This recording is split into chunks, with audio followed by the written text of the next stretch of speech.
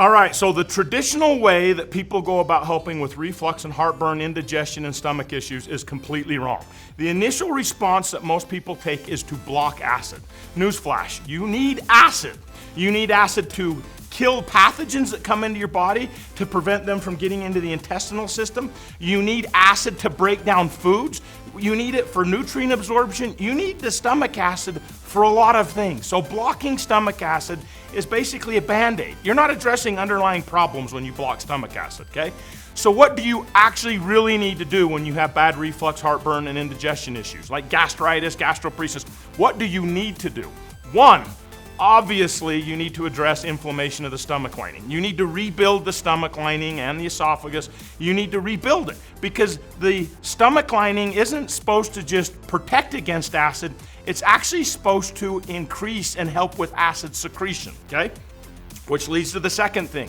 You need stomach acid. You need stomach acid. Believe it or not, a lot of people with reflux and heartburn issues don't have too much stomach acid. They have too little stomach acid, right? Number 3, you need to improve gastric emptying. One of the biggest mistakes people make is they say, no, you don't understand. I don't have constipation. I just have reflux and heartburn. Newsflash.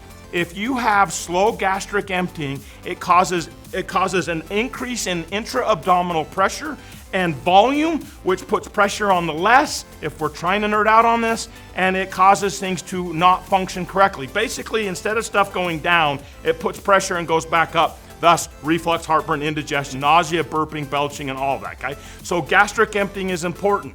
Next, H. pylori overgrowth. H. pylori overgrowth is a bacterial overgrowth of the stomach that absolutely hammers the stomach lining. It reduces acid and in some cases increases and causes too much stomach acid.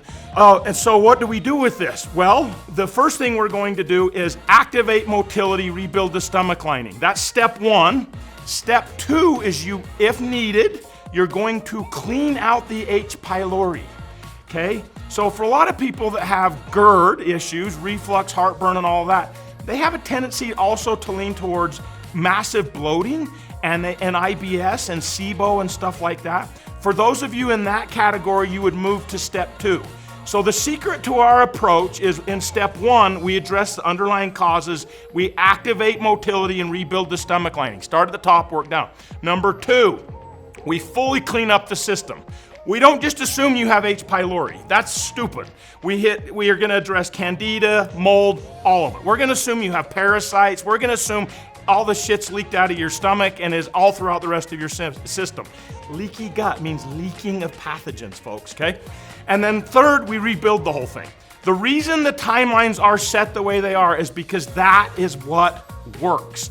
In step 1, we want to turn the system on. We want it to stay on forever. And then we want you to move to a cleanup. And we want you to clean it up. All of it. All of it. And then number 3, we want you to build all of it up. A lot of people get like, oh my gosh, I want to get Akkermansia, I want to get this. No, you need all of it. You need a balanced microbiome loaded with all sorts of beneficial bacteria. If you take this approach, your stomach issues go away. If all you have is reflux, just do step 1. You'll love this. It totally works. Bye.